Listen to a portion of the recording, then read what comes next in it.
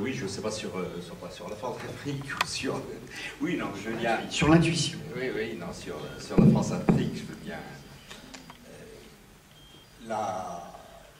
Bon, ce que je pense, c'est que ces réseaux, dont vient de parler Vincent Hugeux, cette politique de diplomatie parallèle, cette non-rupture avec une véritable décolonisation, je dirais, des cerveaux, des représentations, c'est quelque chose qui est une tâche qui demeure très forte. Donc, je pense qu'effectivement, on est très loin d'une véritable France-Afrique, mais avec un trait d'union entre France et Afrique. Simplement, moi, ce qui me semble intéressant peut-être aussi de voir historiquement, c'est que, au fond, enfin, il y a une expression, je ne sais pas si c'est Sarkozy qui me l'a pris, mais depuis 20 ans, je dis que les relations sont complexes et complexées. C'est une manière, à mon avis, de définir aussi les relations entre la France et l'Afrique. Bon, elles sont complexes parce que la France a une pluralité d'objectifs à la grande différence, je dirais, des autres grandes puissances. Quand vous êtes dans la politique américaine, en gros, c'est lutte contre le terrorisme et la sécurité, c'est assurer notre sécurité énergétique, c'est développer le marché et la démocratie. Au moins, c'est clair, c'est ça. Et on peut le dire pour la plupart des autres puissances, la Grande-Bretagne ou d'autres. Pour la France, c'est vraiment une multiplicité d'objectifs. Il y a des objectifs humanitaires, quand même, qui existent comme dans toute politique extérieure. Il y a des politiques, il y a des intérêts économiques. On a parlé de Total, oui, Bolloré, c'est indéniable. Areva, on en a parlé, c'est absolument indéniable. Et en même temps, les grands jeux d'intérêt économique, c'est pas là où l'aide française est la plus importante. Donc, il y a déjà un paradoxe, quand on discute avec des Japonais, ils disent, mais c'est quoi?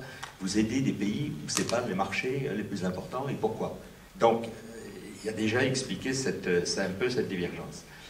Vous avez des objectifs qui sont tout à fait particuliers à la France, qu'on ne trouve qu'en France, c'est la défense de la francophonie.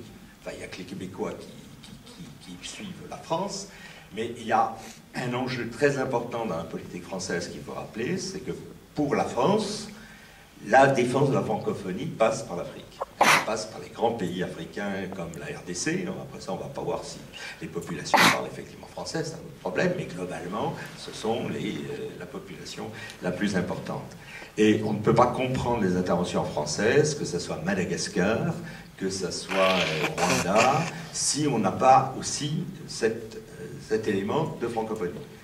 On a aussi une spécificité que maintenant les Américains ont un peu, c'est que la France a maintenu son dispositif militaire, à la différence des Britanniques. Les Britanniques sont se retirés militairement lorsqu'ils sont au moment de la décolonisation. Ils sont réintervenus une seule fois au Sierra Leone lors de la guerre de Sierra Leone. La France a maintenu son dispositif, donc son rôle de gendarme. On a aussi une spécificité dans le domaine monétaire, puisque nous avons 15 États africains qui sont membres de la zone franc, qui font partie de l'UMOA ou de la CEMAC ou des Comores, et alors que les Anglais ont supprimé leur zone sterling et que les Portugais ont supprimé leur zone escudo avant l'entrée dans l'euro. Donc on a vraiment cette spécificité d'une puissance, je dirais, régressive, enfin qui est en situation qui n'est plus une grande puissance. L'Afrique a donné l'illusion à la France de rester une grande puissance, notamment dans le champ du militaire, dans le champ aussi de la diplomatie, dans le champ du politique. Aujourd'hui, on est en situation, évidemment, d'un poids beaucoup moins important. La France s'est européanisée également. La France est rentrée dans l'Europe. La période de décolonisation, c'est exactement aussi la période d'insertion de la France dans l'espace européen. Mais la France continue d'avoir encore cette pluralité d'objectifs. Et puis fondamentalement, je dirais qu'elle n'a pas fait son effort de décolonisation des représentations et des réseaux. C'est-à-dire qu'elle a octroyer en partie l'indépendance, mais il y a tout un effort qui est à faire par rapport à la relation à l'autre, par rapport à la confusion entre la question migratoire et la question d'identité nationale et de l'intégration. Il y a énormément d'efforts qui sont à faire également pour avoir des relations, on va dire, plus normalisées et qui font que France-Afrique s'écrit avec un trait d'union. Juste un contrepoint de 10 secondes là-dessus. Achille Mbembe, cet universitaire camerounais qui enseigne à la fois en Afrique du Sud et aux États-Unis et qui vient de publier un essai extrêmement stimulant, dans une interview qui nous avait accordée pour ce dossier spécial sur l'indépendance, il disait ceci, et je pense que cette formule très pertinente, elle fait écho aux propos de Philippe Hugon. Il dit la question est au moins de savoir autant si la France a réussi sa décolonisation que si l'Afrique a réussi la sienne. Je crois qu'il y a beaucoup à réfléchir là-dessus. Voilà un mot de la fin qui paraît résumer toute la soirée, qu'il y en appelle certainement d'autres, puisque toutes les questions qui auraient pu être abordées aujourd'hui, malheureusement, ne l'ont pas été. J'ose imaginer qu'il y a un peu de frustration, mais voilà, les délais, les contraintes.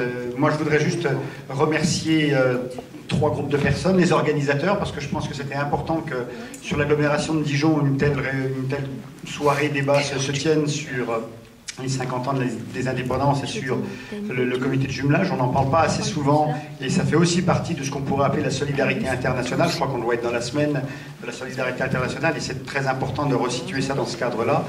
Deuxièmement, le public, parce que je crois aussi que c'est important, une soirée de Coupe d'Europe de foot, je crois, d'avoir autant de public. Il y a eu des jeunes qui sont venus aussi tout à l'heure. C'est très important de faire passer un message aussi d'une manière de penser un peu autrement l'histoire. Elle n'est pas une seule version, elle n'est pas la pensée dominante, elle est aussi autre chose.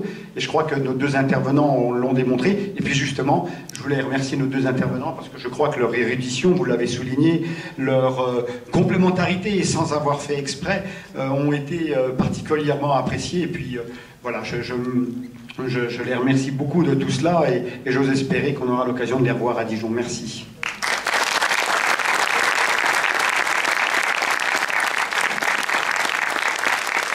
Je vais corriger mon lapsus final, c'est pas Dijon, c'est Quetigny.